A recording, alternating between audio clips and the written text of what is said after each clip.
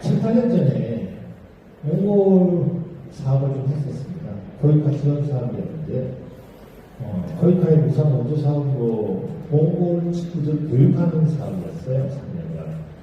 근데 제가 다시 제안을 했죠. 교육만 해서는 아무 소용이 없다. 우리나라 프로젝트를 해야 된다 해서 중간에 경쟁 계약을 했어요. 몽골 인력들을 교육하는 것도 중요하지만 이 교육된 인력을 어떻게 활용을 할 것이냐. 그래서 다시 컨설팅을 했었고, 그 몽골 친구들은 실제로 우리나라 IT 프로젝트 10개 정도를 했습니다. 홈페이지, 쇼핑몰 등등을 만드는 것을 3년간 하다 보니 제가 깨달았죠. 이 친구들 데리고 일을 했을 때 평균 사실은 60%에서 70% 정도밖에 나오지 않는데 갈수록 할 수 있는 게 많겠구나.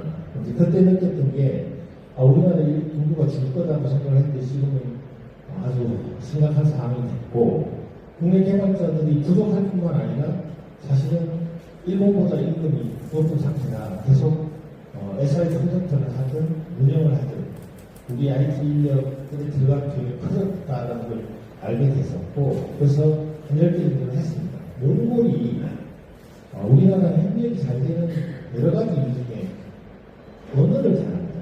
한국말을 잘알아요. 그래서 몽골 갔을 때 대부분의 친구들은 한국말을 말하지 못하지만 대부분 다 알아듣습니다. 그래서 왜냐하면 어순이 비슷하고 러시아 문자를 쓰긴 하지만 어순이 비슷하다 보니까 한국말도 있고 그래서 언어 소통에는 사실은 그때 큰 문제가 없었어요. 그래서 몽골이 나름 잘 됐죠. 그때 파트너가 지금도 몽골을 인력 100명을 데리고 운영을 하고 있습니다. 어떻게 보면 성공을 한 거죠. 근데 제가 그때 느꼈던 게 뭐냐면 결국은 우리가 커뮤니케이션 할 때 영어 소통은 중요하지만 우리말을 가지고 소통하는 거가 몽골이 상당히 메리트가 있구나 그렇게 생각을 했었습니다.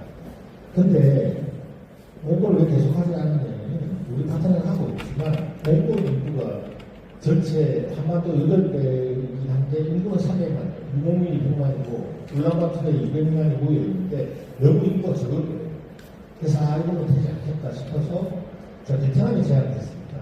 베트남의 몽골 코리아 IT 센터처럼 실제로 베트남 인력을 데리고 교육시켜서 활용하는 사업을 제안을 했었고 막 하려고 했죠.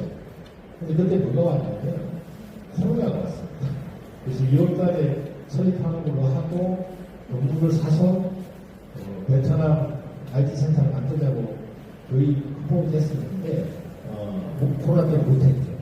근데 코로나를 지나서 깨달은 바가 있습니다. 그 전까지는 제가 해외 IT 인력을 데리고 교육시켜서 활용하는 걸 해야 된다. 대비를 해야 된다고 했을 때 가장 큰 문제가 뭐였냐면 우리가 말이 통해 이게 1번이지만 2번째는 뭐냐면 과연 원격에서 이렇게 하는 게 되겠어? 상주해야 되는데 근데 코로나를 지나고 나서 원격으로 하고 리모트로 하는 것이 가능하겠네. 효율은 100%가 되지 않지만 가능하다는 마인드로 바뀐 것 같아요.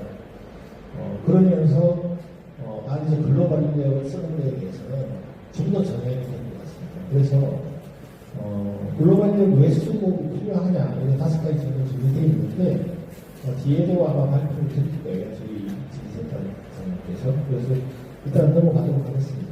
나머지는 자료를 보시면 잘 알 것 같은데 인구가 소멸되기 시작해서 개발자는 부족한 게 IT만 그런 건 아닙니다. 일본 친구들이 20, 30년 전에 인구가 줄기 시작하면서 IT 인력들이 부족하겠죠.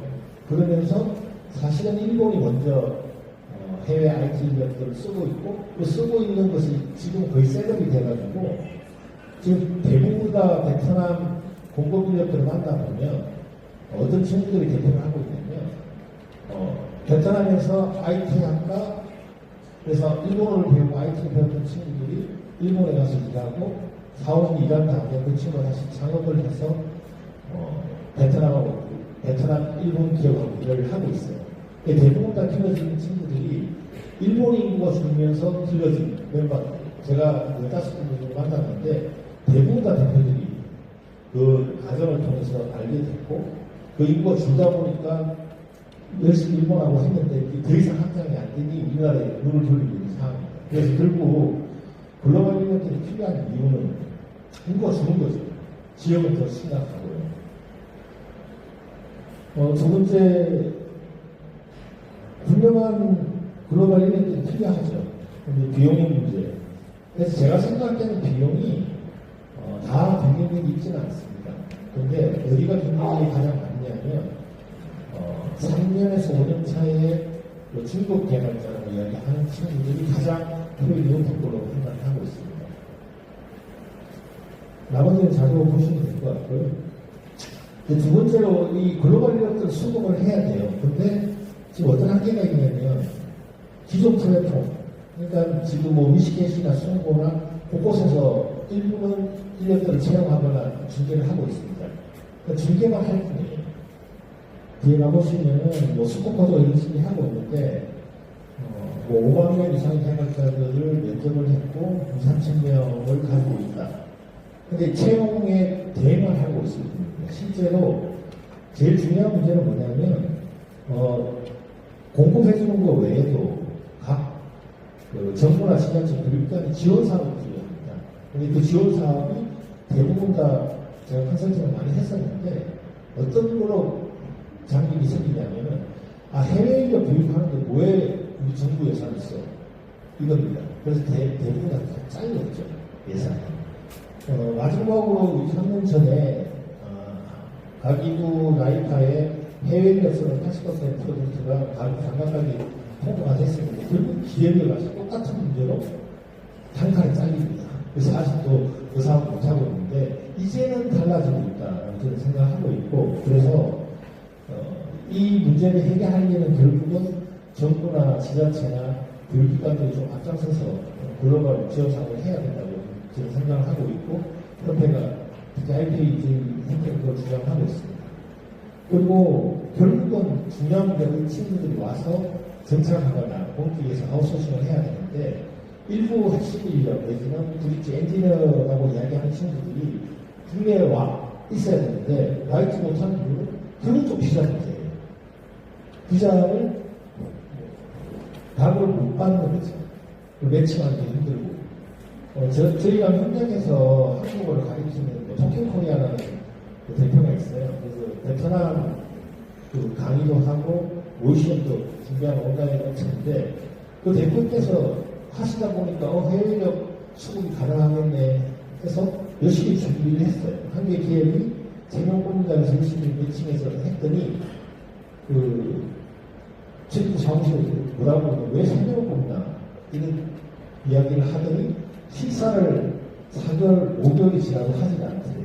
이게 무슨 얘기냐면 비자를 발급으로 받을 수 있는 조건과 한계의 대명이 있는 거하고 어떤 한 기업이 3명을 뽑는다고 했을 때요 대표이 현실적으로는 아니십니다. 그래서 결국은 다 들어섰다고 이게 잘 못하니까 그래서 좀 잘해달라고 그렇게 말씀을 하시더라고요. 그래서 결국 글로벌 인력들을 뽑는 데 있어서 사실 제도 시스템 문제가 더 중요한 문제로 나서고 있습니다. 그러면 이 해결책은 뭐냐? 결국은 지지센터를 만들어야 되는 결론입니다. 이거는 이렇게 보시면 좋을 것 같아요. 글로벌 인력들을 쓰기 위해서는 양대 마차의 두 바퀴가 필요합니다. 하나는 민간 기업들이 수요를 필요한 수요기업과 그걸 제공하고자 하는 국고 기업들이 잘 매칭이 돼서 일을 하는 거죠. 나머지 한 바퀴는 뭐냐면 정부와 지자체 공공기관들이 이 문제를 해결하기 위한 정책이 필요합니다. 이 정책을 하기 위해서는 그냥 수요기업 한 군데서 할 수가 없어요. 저희같이 비영리 사단법인협회가 그걸 잘 추진할 수 있고 추진할 수 있기 때문에 제안을 드리는 거죠. 그래서 그 GD센터를 설립해서 플랫폼을 운영해서 시공 운영을 하겠다는 게 이제 내용이고요. 그래서 브랜드를 좀 정해봤습니다. GD센터를. 그럼 왜 저희가 GD센터를 운영하느냐 이런 건데 저희 협회가 1996년에 만들어졌습니다. 전자상거래 협회로부터 시작을 해서 지금까지 하고 있는데, 저도 IT를 한지 96년으로 시작했으니까, 그 30년 해온 형태인데, 저희가 하는 사업 중에, 오픈소스 통합지원센터라고 브랜드는 오픈업입니다. 12년째 지금 저희가 운영을 하고 있고, 어떤 거냐면 오픈소스를 가지고 개발하는 개발자, 커뮤니티, 기업들을 지원하는 센터입니다. 이게 이제 서초역에 있고요. 그것을 12년째 운영을 하고 있는데, 요즘 뭐 딥시크 때문에 워낙 화두가 되고 있죠. 오픈소스죠. 그래서 이 오픈소스를 가지고 개발하는 개발자를 지원하는 저희 인력들이 있고, 무언들이 있습니다. 그리고 아마도 잘 모르실 건데, ICT 이노베이션 사업이라고 제주도도 하고 있고, 전국적으로 다 5개가 이렇게 하고 있는데, 저희가 동문권, 강원도 쪽에 ICT 이노베이션 사업을 운영을 하고 있습니다. 그것도 특정한 공간에 가서 교육도 받고, 대학교 내에서 교육도 하고, 그 다음에 그것 IT를 개발해서 운영하려고 하는 센터를 운영을 하고 있는 겁니다. 나머지 클라우드 핵심 지원센터, 이거는 클라우드 바우처를 바꾸자 하는 수요기업과 공급기업 매칭해서 서비스를 하고 있는 사업입니다. 이런 사업들을 많이 하다 보니까 저희가 글로벌 인력들을 데리고 잘 할 수 있다라고 생각을 한 거죠.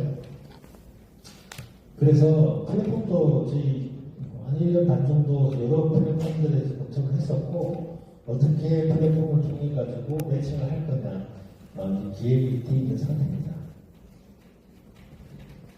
여러 정부, 지자체, 기업, 대학과 협회가 MOU나 협의를 했었고요. 해외에도 베트남을 위시해서 인도네시아, 중국, 몽골 등등을 갔다 왔습니다. 저희가 하고 있는 사업들인데요. 자료에 보시면 여러 가지 사업들을 하고 있고, 그래서 글로벌 사업에 대해서 지원할 수 있다고 준비를 했습니다. 기대 효과가 뭐가 있을까? 필요성은 뭘까? 이런데요. 아마도 이제 경기가 워낙 어렵기 때문에 기업들이 작년에 델타 경기를 많이 도산을 한 경우가 있고, 지금도 이제 어렵습니다. 특히 공공기관의 IT를 하는 기업들 같은 경우는 연구 과정도 중단되거나 변경돼서 사실 기존 뽑았던 인력을 계속 유지하기 어려운 상황인데, 이제는 경쟁력 있는 구조를 갖고 있지 못하면 IT 기업이 좀 생존하기 어려운 환경입니다. 그래서 글로벌 인력과 협업하는 것만이 좀 더 자체의 그 핵심을 이뤄낼 수 있는, 그리고 발전을 도모할 수 있는 거라고 저희가 생각하고 있기 때문에, 이런 필요사항 때문에 여러 가지 그 정부와 지자체와 그다음 기업과 더 윈윈한 전략으로 가보자라는 게 저희가 주장하는 겁니다. 감사합니다.